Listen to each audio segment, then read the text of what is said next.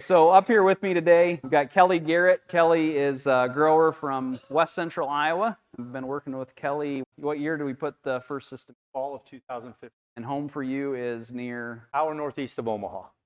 Denison, Iowa. The Les Hills, if you've ever been through that area, it's all grassback terraces. It looks like something that should be in pasture, and it used to be. And I rode in the combine with Kelly, and he purposely pointed the combine down the hill, and the back tires came off the ground. It's that steep. Insane. It's topsoil that's the same 50-foot deep. We've never found the bottom. It's amazing dirt, but definitely a challenging terrain, challenging topography. Kelly's had some great success there. On the other side here, we've got my brother Galen. Galen, tell us about our operation here and a little bit about our drip irrigation history. I farm with my brother Glenn here. Our first drip system was in 2012. After the dry year of 2012, we had an odd-shaped field, and that was the first. We wanted to figure out how to irrigate this thing. We had a water source, but it wouldn't fit. It was the only system that would economically fit on it. That was the first drip system. Very good. Kelly, maybe start us out here with a little bit, just give us a brief overview of the journey from the time we put the first system in to today, where you were at, dryland yields, what did you learn in the first year or two? Give us a little bit of the journey of where you started to where you're at today and what that's done for your yields, how you manage. Maybe give us kind of a quick overview. We were 100% dry land. We farm about 7,000 acres. I now have 370 acres of drip. In a couple years, we'll be ready to put in some more because of a recent land expansion that we had.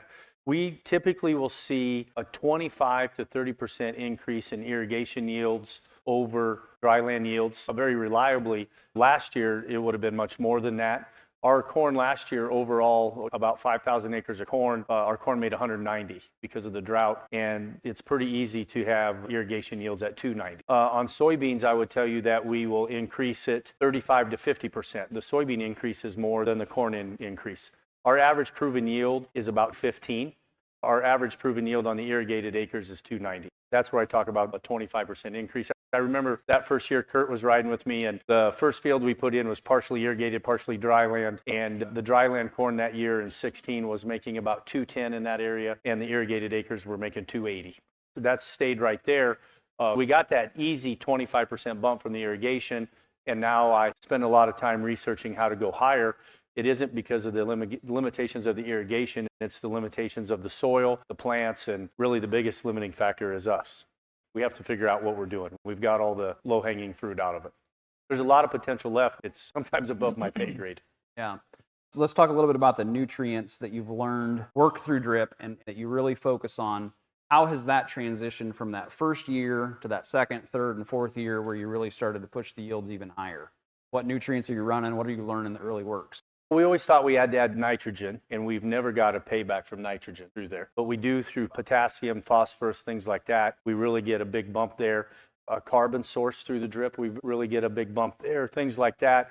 One thing I've learned is how bad our water is. And I find that interesting when they're talking about the manure and things like that and the other people you were referencing. I've never met anybody with good water. My surface water is great, and part of our irrigation is reclaimed surface water.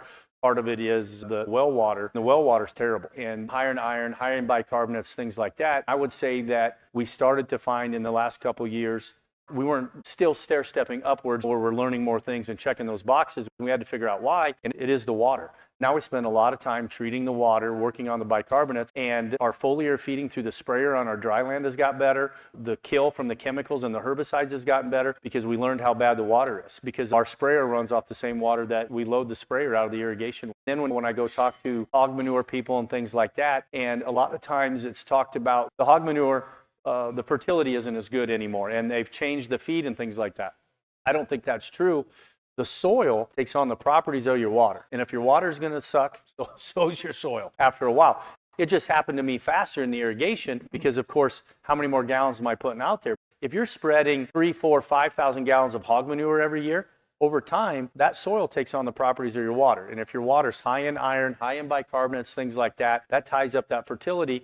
That's what happened to us in the irrigated fields. And now we spend a lot of time looking at the water. I would tell you the thing that we've learned at keeping the biggest yield limiting factor right now starts with the soil, and then the water is number 2. You talked about those people that the corners are making more or yielding more.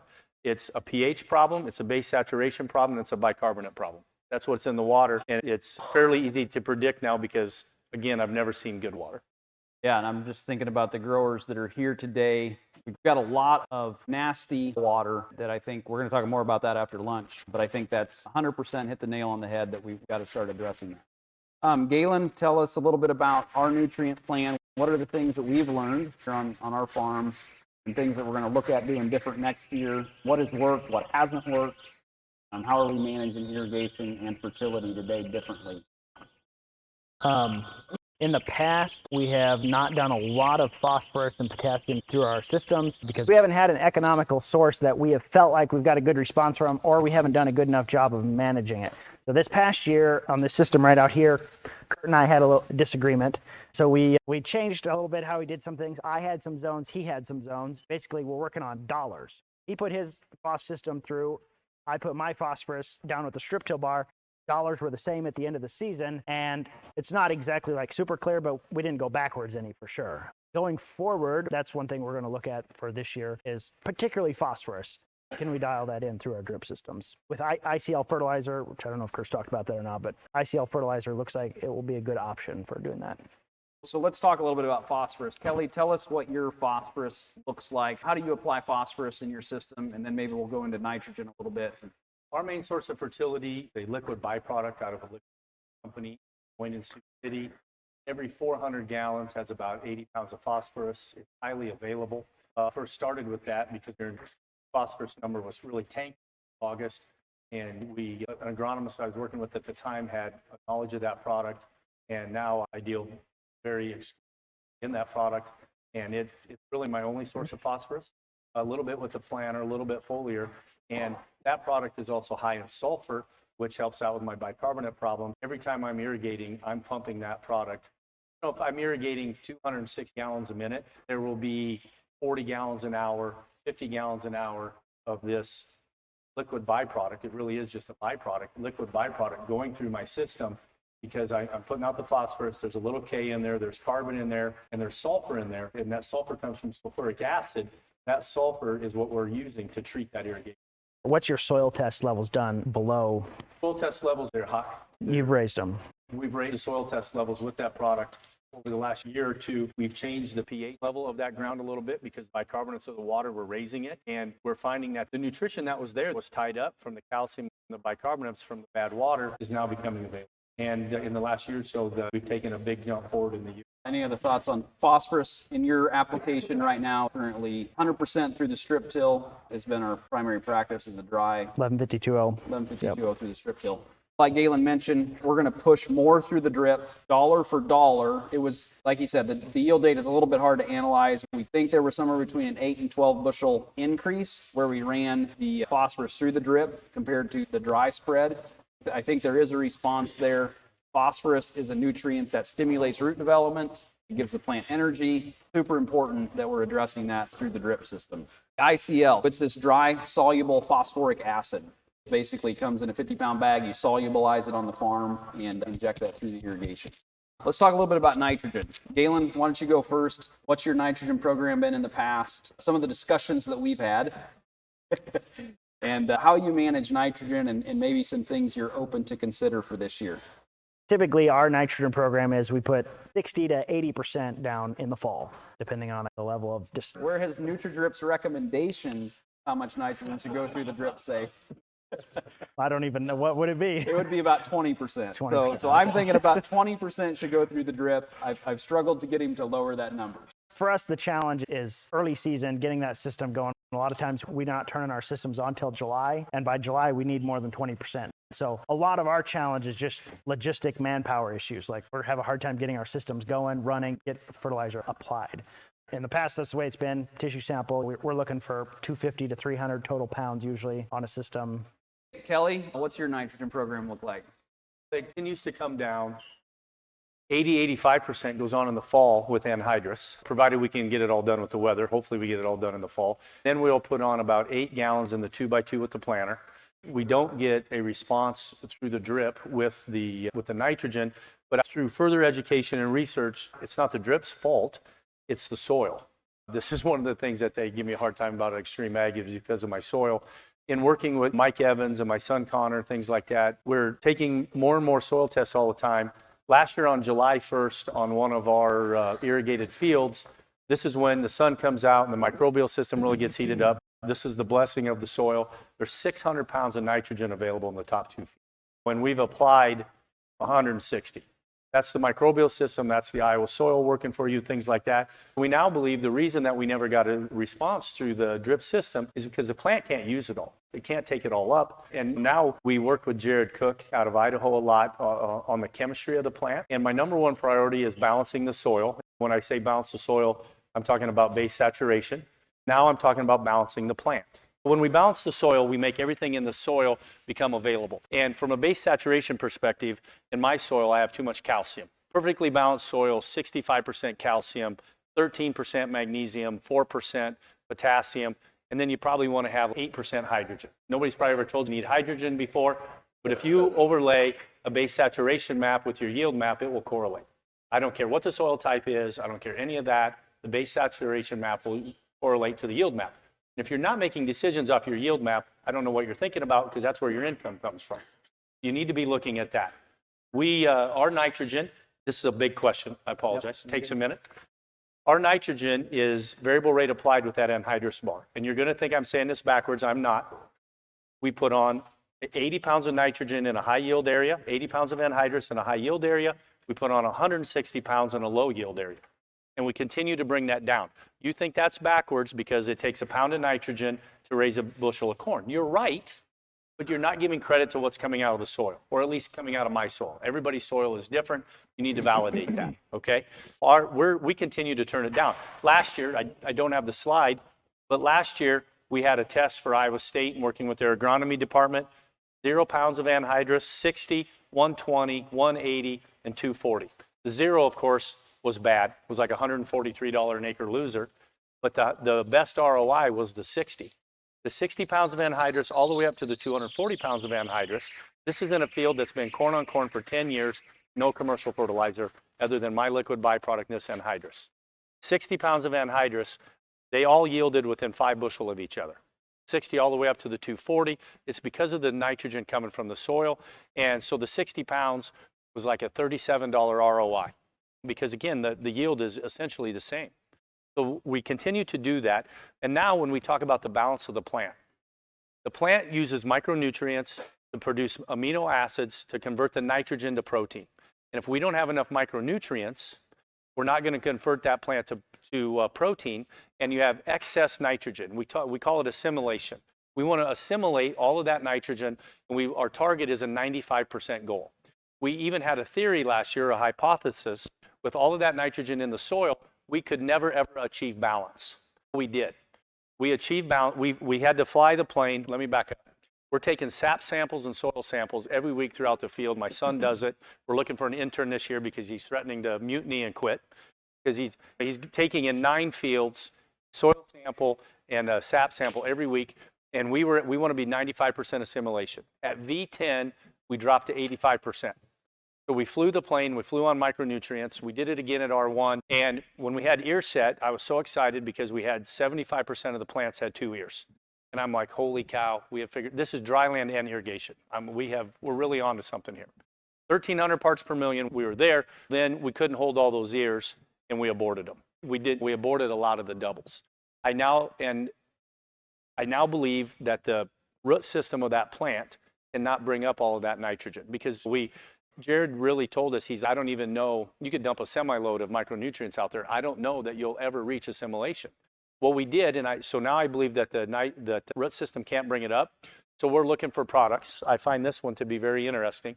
We are looking for a way in my topography with my terrain to be able to foliar feed that nitrogen and to spike that plant. It'll take more micronutrients, of course, but the goal this year on our irrigated acres is to reach assimilation at 2,000 parts per million. And we're using sap tests now out of New Age in Michigan is the name of the lab. And we don't use tissue samples anymore because they're not predictive. The data set isn't tight enough. There's too big of a margin for error. And we're trying to predict what the plant's going to do. And we need solid data. Our nitrogen program continues to evolve. I continue to push more fertility into the R stages and take it out of the vegetative stage. American agriculture does a great job of producing a very sexy looking vegetative crop. we need to produce a reproductive crop. And there's an inherent difference there. Front loading all of that nutrition like we have done over years just produces a lot of vegetation. When the plant has unassimilated nitrogen, it will dilute itself. The way it does that is putting on excess vegetative growth. When your beans get tall and rank, that's because the soybean is out of balance. So there's too much nitrogen, and it's storing those excess molecules in that vegetation to try to come into balance to go into reproduction. Every excess nitrate molecule takes 3 water molecules to service it. When you talk about stress mitigation and things like that in a dry year, think about that. Think about increasing the water there that you need. We need to bring the plants into balance. Jared had an exercise in Idaho on a dairy farm. He balanced the fertility on this guy. His silage went down 8 tons. He went from 32 tons to 24 tons, and that guy was really irritated. His yield went way up, but the silage went way down because of the excess vegetation. Just because we can't see it in the crop doesn't mean it's happening. What's the new thing coming is the short corn. If we would balance our fertility plan, your crop will be about 12 inches shorter, which is less susceptible to wind, and we need to produce a reproductive crop. I don't have all these things, or my team at home, we don't have all these things figured out yet, but I believe we were very close last year to breaking the next yield threshold. I am not at all satisfied with what we've accomplished because we see so much potential there. It's chemistry, and chemistry I like because it's black and white, it's math. We've now validated what the problems are, and we just have to solve them. The nitrogen question for me, it's to be very complex because of what we feel like we learned in the last year. Production ag in the mid. That's right. I don't want to hit the easy button anymore. It's boring. And there's so much potential out there. I would add to that and say one of the things and one of the reasons that our soils and our practices here trying to get this upfront nitrogen lower is because too much nitrogen up front makes the plant go vegetate and throws things out of balance. That's the summary of it. Usually producers think, well, I want higher yield, I have to have more nitrogen. Have to back down the amount of nitrogen in the front, but make that system balanced. Too much nitrogen is a problem. Just because it's a micronutrient doesn't mean it's less important. And really, we talk about macros and micros. That's an inaccurate statement itself. Think about farmers. You got nitrogen, then you got P and K, and they can't even spell the word micro. They can't. They can't. And just because it's a micronutrient does not mean it's less important. Are there any particular micros that you're applying or more of a blanket approach? It needs to be a very balanced approach. Evans talks a lot about cobalt and nickel. There's more than zinc, moly, and copper. Then you could talk about macros and micros in the micronutrient stage. Cobalt, nickel, iron, all of those need to be in balance, and you need all of them. You know, copper, moly, zinc, cobalt, nickel, we talk a lot about those to get the nitrogen assimilated in the plant. What good does it do to put all that nitrogen out there if you can't use it? Boy, it looks nice and green, but that doesn't pay. Maybe let's shift over to soybeans for a little bit. What do you think are the key for pushing soybean use? What have you learned that works, what doesn't work? Maybe some things that haven't worked would be a good... Turning down the population. My average soybean population is about 90,000, especially on irrigation. Our variable rate planting rec is in corn, goes from 24,000 in a low yield area, this is in dry land, 24,000 in a low yield area to 32,000, 34,000 in a high yield area. We try to raise a half a pound of corn per plant. On irrigation, we'll bump it higher. We'll get up to 36,000, things like that. The higher populations, if we would balance the fertility, I don't think we need the higher population. I almost wonder if I could turn it down to 26,000, put 3 years on the plant. We dissected a corn plant with Jared Cook at about V8. There's 5 years in every plant. You can see them in there. So how good a job do you think you're doing when you're producing 1 out of 5? You would definitely not make the Hall of Fame in baseball, being a 200 hitter, I can tell you that. Wouldn't it be great if we could just get 2 out of 5? That would be great. On soybeans, our population is 80,000 in a high yield area up to 120,000 in a low yield area because the plants will branch out. In some really bad areas where we want to add some vegetation, we'll go up to 140,000. And that would be the one way. You need to turn down that population. The root system on a soybean is really pretty bad. And when we overpopulate our soybeans as farmers, what do? They compete for sunlight. And if they're competing for sunlight, they're not putting any energy into that root system, and you're really causing yourself a problem here. On an irrigated field, Kurt's teeing this question up. On an irrigated field 2 years ago, in 21, I had a yield population study because we kept talking about it. A farmer will say, I turned down my population, and he'll turn it down 5 or 10,000. You're not going to learn anything. You have to do something radical to learn something, in my opinion. I would tell you most farmers in my area are planting 150,000 plants per acre on soybeans. There's a bottom between my house and my shop. It's an 80, so you got half-mile rows. And I had my son Connor's out there, and we started at 120, 90, 60, then we set it at 30, but the planter won't go down to 30,000 soybeans. It'll go to 34, by the way, and then we turned it back up to 150. No, the mistake I made was the 34,000 was right out my dad's front window, and he was mad. 34,000 beans doesn't look like much when it comes up. But then he wanted to tear, I'm like, we're not tearing it up, we got to leave it. Then this 150 came up, and the 34, I thought it died. But that's because, just because you can't see it doesn't mean there's not something going on. That 150 came up, and it was growing, and it was green, and you would have swear we sprayed nitrogen on it. But they're competing for sunlight.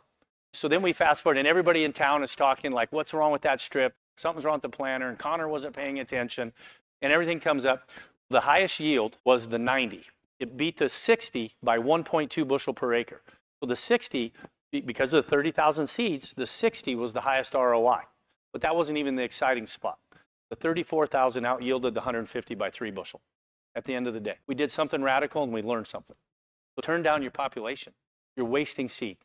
You're making your seed guy go on a free vacation, but you're wasting seed, and you're wasting money, and you're wasting yield.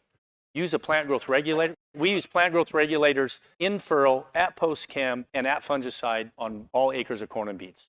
A plant growth regulator will make everything grow more efficiently. It will help with the nitrogen problem and the beans getting rank and things like that. I've had farmers tell me that they don't want to put fertility out on their soybeans because they get too tall and fall over.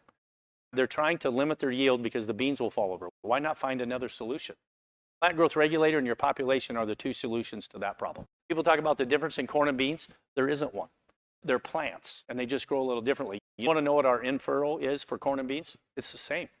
The only fertility left is calcium and zinc. All the other fertility has been pulled out because it doesn't pay for us. Again, that's in our soils. Galen's are different. We take calcium and zinc. We need to spoon feed that. We can't get that into our plant out of the soil. The only difference between the in-furrow on corn and soybeans is the insecticide. We run insecticide on every acre of corn. We don't plant triple stack corn anymore. That's a defensive trait and it pulls yield out. We can put the insecticide in cheaper and we show a yield gain side by side. Galen, any thoughts on soybeans? We've struggled to find anything that's been economical. This area historically goes pretty good. Soybeans, dryland, APHs are like, and around 60. So we've had a hard time, besides water, getting something to have a positive ROI. I'll back up what Kelly says about population. We did a similar test, started at 150, went down to 25, and for 6 weeks, we were like, man, we got to go replant that strip because the 25 just looked terrible. And we sprayed it again because there was no canopy. That strip at 25,000 yielded 76. We probably left 5 bushel on the ground because they were so branched, and the branches broke and get underneath them. I think the 80 or 90 was the highest, like 90. Another thing we learned out of that plot, that's why we learned we need the calcium. The calcium will make that plant so much stronger. I've left 20 bushel in the field before because the plant can't, you put so many seeds, so many pods on there, it just physically can't support itself. Yeah. And that's very frustrating. Then it looks like you got a cover crop out of there when it rains and it's warm out. But the calcium, that's why the calcium goes in furrow. The calcium in furrow, and we use Liberate from AgroLiquid. I'm not trying to promote them, but that's the only, calcium is so hard because of the electrical charge to find a product that works. But Liberate calcium from AgroLiquid, we can mix with some other things. That will make the soybean, the plant, the skeletal structure of the plant stronger. That's why we run it all the time now, is because we're lacking there and it makes the plant tougher, support itself so that doesn't happen. Calcium's something we're looking at. We just haven't figured out which direction. Wanted to dig a little bit into the carbon. You mentioned carbon. You're doing some carbon through some of your products you're using. Give us just a quick overview of what growers need to be thinking about with the carbon market. Let's talk about carbon market. How does that tie into some of your management practices you're doing? You've been paid. Maybe give them a review of some of the things you have accomplished with carbon markets and where you're at today with that. Carbon is the most important nutrient that we have. You know, a corn plant is 45% carbon, 45% oxygen, 6.6% hydrogen. But when you're talking about NP and K, you're all worried about the other 3.4%. Nobody talks about carbon because there isn't really anybody that can sell it to you. We get it out of the air through photosynthesis. So when Nutrien or Simplot or Wilbur or Ellis can't sell it to you, it really isn't at the front of your mind. Nobody's ever going to give you a free hat that says carbon on it. The carbon is the most important nutrient that we have. And the carbon market is a very easy thing for me because I farm that way anyway. I didn't change my practices to chase these dollars. I'm not necessarily trying to save the world. I want to make the most money I can and do the best I can for my family. No-till and cover crops and anything I can do to promote that into my soil raises my yield. The fact that people want to give me another revenue stream for that, I think is fantastic. XtremeAg was approached in the spring of 2020. They were looking for an early adopter, and because of where I live and the way I farm, it was a tailor-made fit for me. We went through this protocol with them and the procedures with them. We were making it up as we went along at that time. That was in the nori marketplace, and we established all that. We established that through the years of 15 through 19, I had sequestered 1.1 tons of carbon, and it turned out to be like 22,750 tons of carbon, which a ton is a credit. So my Shopify made the first purchase December 1st, 2020 of my credits. They bought 5,000 credits then at $15 a piece. We got a check on December 1st for $75,000. I never thought that we'd get that far. When we got them all sold, it turned out to be like $340,000. That was on 3,000 acres of my farm. I then became involved with TruTerra. I'm still involved with TruTerra, and now we're also involved with ARVA. I am over $600,000 of carbon right now. In the last couple of years with XtremeAg and the retailer we work with, we've put 500,000 acres into sustainability programs and help farmers get not quite $7.5 million. I'm going to make another sale on 3,700 acres of carbon this year. It'll be for 21, 22, and 23, and we'll have to see what it sequesters. The check I'll get this year will be north of $500,000. I'm very confident it'll be north of $500,000. The price of carbon with TruTerra now has gone up to $30 a ton, $30 a credit. I don't understand this, but they have changed the algorithm, and now they're showing, like in my corn on corn acres, they'll show that we'll sequester in our area 3 ton per year. So there'll be some $90 per acre checks per year. It just depends on the field. And we'll know that in probably August. Okay, and if I understand it right, that's not even included in the 45Z. 45Z is a separate program. Maybe talk a little bit about that. That's a really topic of conversation on social media. Yes, I right. opened a hornet's nest there, didn't I? 45Z is a tax credit that is written into the Inflation Reduction Act. Yes, Inflation Reduction Act. And it states that it has to do with your CI score. So CI score stands for carbon intensity. And that is, I'm happy about this because it's a way to measure your carbon footprint. A lot of things are talked about where we're doing this sustainably. Define that. Or are you doing as good? Am I doing as good as Galen? Or as good as, now we have a metric or unit. It's the CI, carbon intensity. It comes from the Department of Energy. The math of it is over my head, but you can put it in the computer and it'll spit out a score to you. The 45Z states that an ethanol plant that gets its CI score under 50 can get a 2 cent per gallon tax credit for every point they go below 50. All right? The accepted unit of measure is that every bushel of corn translates into 2.7, 2.8 gallons of ethanol. If you divide 2 cents into, say, 2.7, every point on that scale to us is worth 5.4 cents per bushel. Okay? The average score of ethanol in the United States is 55. The average score of corn is 29.1. The 29.1, of course, goes into the 55 because corn is the feedstock for ethanol. Very easy to see that. So now what we are advocating for at XtremeAg and a couple other organizations I'm working with, what we're advocating for is that we as producers get our CI scores and then share them with the ethanol plant. The ethanol plant really doesn't have much chance of getting down below a 50 very far. The carbon pipelines, we're going to allow them to get below 50, but now that the court, good for us, now that the courts have ended those, at least for the time being, until I believe the middle of 26.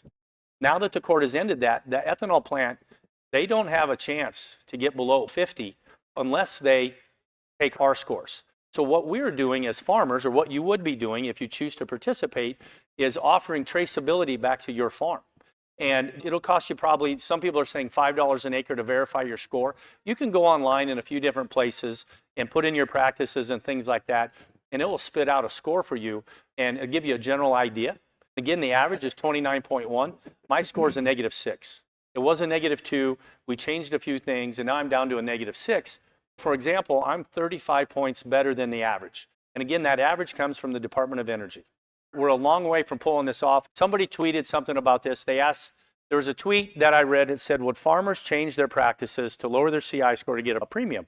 And the 50% of the people said no, 30% said they didn't know, 20% said yes. I retweeted it and I said, how can you say no when you don't even know what the premium is?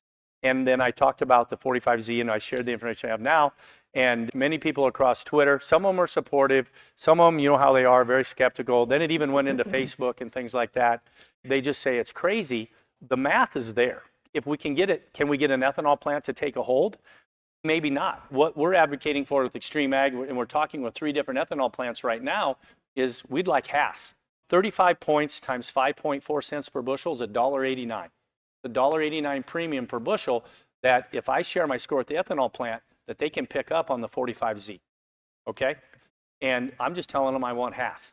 A lot of people say that's crazy to expect 94, 95 cents, but they can't get it without me. They can't get it without me. We'll have to see. There's some plants that are offering 20 cents and things like that. If your score's 20, a 20-cent premium, really, that's not terrible, because if you're 9 points below, you're about 9 points times 5.4 cents is 48 cents. So if you have a 20 CI score and somebody offers you a 20-cent premium, I don't think that's a terrible thing at all. If your score is low, you really have value in your farm. And what always happens in agriculture, when the basis improves or whatever, we as farmers bid it out because we'll go to the land sale or the rent auction.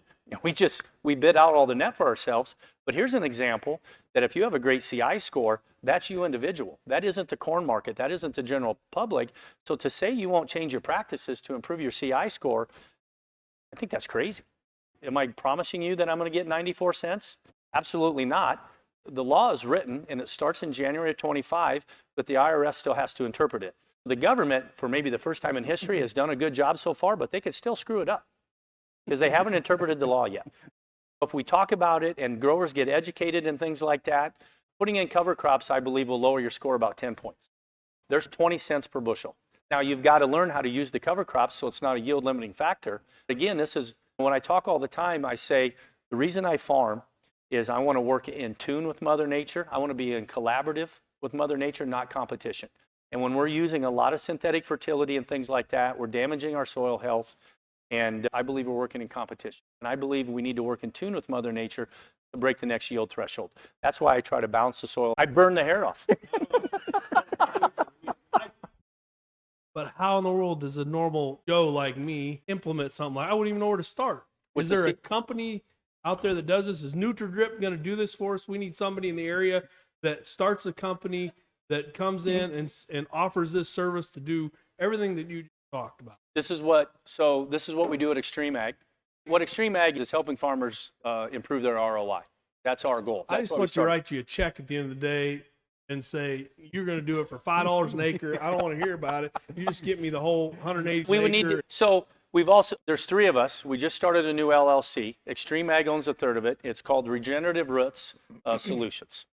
And the goal of this LLC is to help educate farmers on their CI scores, to help you lower your CI scores. And there's 3 of us. XtremeAg, my marketing consultant, and because he's brought somebody in from the fuel space, and Mike Busing, the retailer we work with, we've all started Regenerative Roots to do this, to be the conduit and the data collection piece.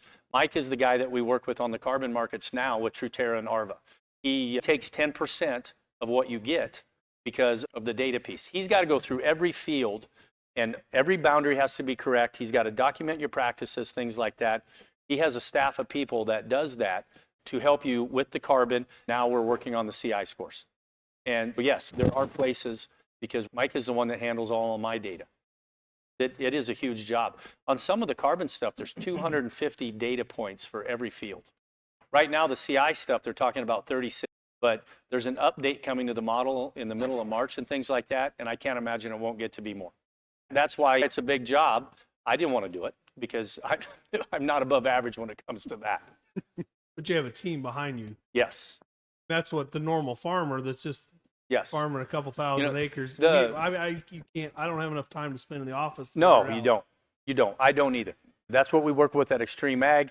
When we started XtremeAg, Mike Evans is one of my agronomists and my business partner. I could see the nature's products, the agro-liquid products that I had never even been introduced to until we started XtremeAg. I couldn't even source them in my area.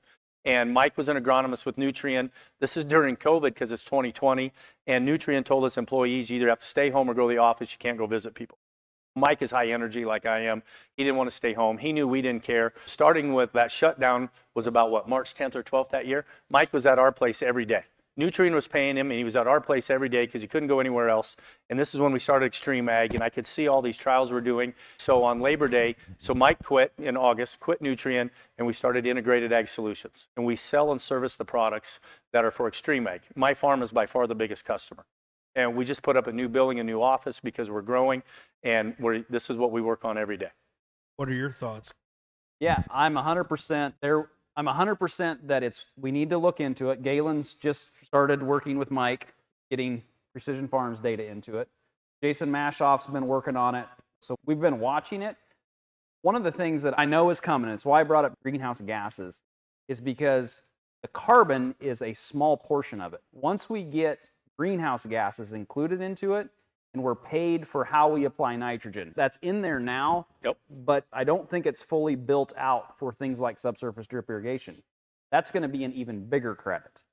As much as I don't like government intervention, we can't ignore it. Those dollars, can't leave those on the table. Especially with $4 corn. I don't like government intervention either, but the carbon space is the Wild West. And until the 45Z came out, there was never an accepted metric. I like being with Truterra and Land O'Lakes. I think that's very secure, on a spot. But it is the Wild West. How many different carbon programs are there? Now with the 45Z, the government has come. Without the government, there's never going to be an accepted metric. But they could still screw it up.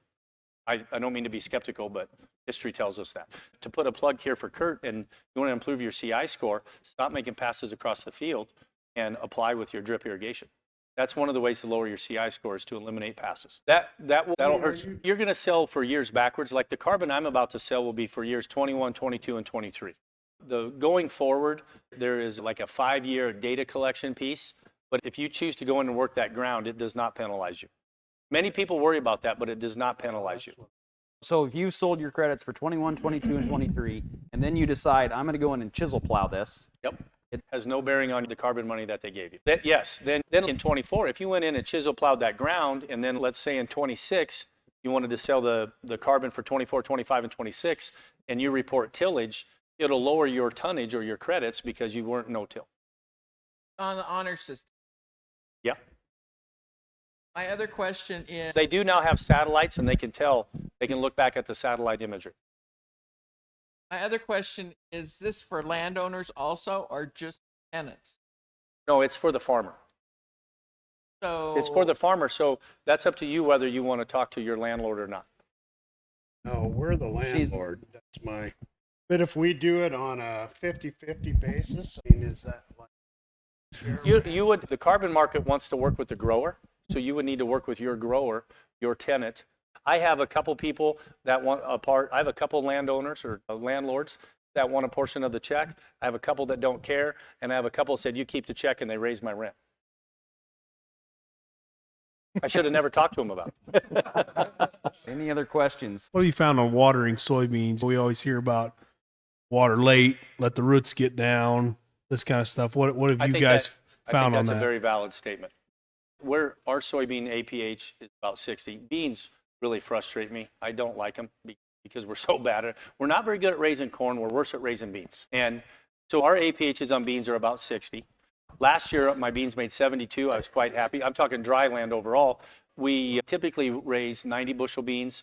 In 22, our soybeans made 97 and 98 under the drip, field averages.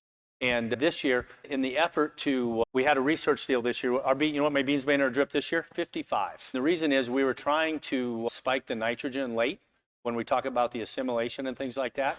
We talk about having too much nitrogen. We applied a product very late, and the beans made 55 because they have white mold. So when I talk about beans trying to dilute themselves and get tall and lanky, in a very extreme case, if you have white mold, it's because you have too much nitrogen. I'm 100% confident of that. I'm excited about the white mold this year because I know that we really moved that bean. I didn't apply enough micronutrients to assimilate or balance. But yes, watering late is the way to go. Why do you want to produce all that vegetation? You're spending that money on that water to produce that vegetation. Now, you can't let them die. There's a line there. But the late water, reproductive is the time to pay attention. R stages. When you get in the R stages. Corn population. I'm from Minnesota. For years, they've told us second and third year corn means you're not planting thick enough. What's your comeback on that? It's baloney. First of all, who told you that? I'll answer it. The guy selling you the seed. Yeah, probably. That probably. Yep. The guy that gave you the free seed. When the corn is good, it gets too much credit. When the corn is bad, it takes too much blame. The guy that told you that is the guy selling you the seed. Yes. Kurt would tell you to put in more drip. Are you going to believe Kurt? Kurt would tell you to put in more drip. It's amazing to me how the American farmer thinks that the seed corn salesman is gospel. They get the free Pioneer hat and whatever he says is right. You know what Pioneer tells us? To plant 36 and 37,000. And I just don't, and I'm not trying to pick on Pioneer, they're all like that. You need to be raising a half a pound of corn per plant. That's what I would tell somebody starting out. And I now believe after what I've seen the last couple of years, I think we can surpass that. But why is the second year bad? But there's still 2 of them.